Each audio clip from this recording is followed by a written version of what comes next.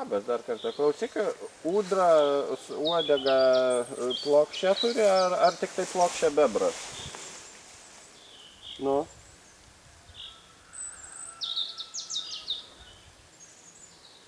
Aha.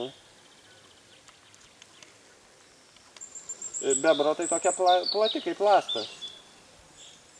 Pas tėvus prūdė bebras apsigyveno. Markstas.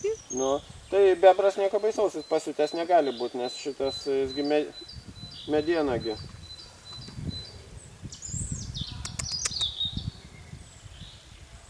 Nu. Ir lizdas yra, vat, pažiūrėk.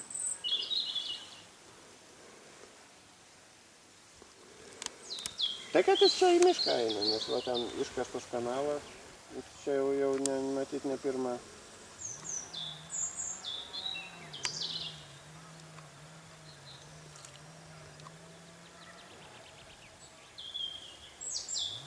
Ai, taip.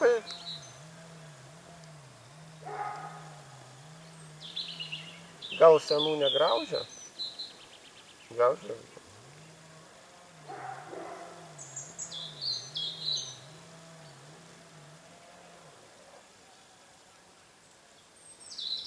Nežinai, bet. Aha. Jo, gerai, jo.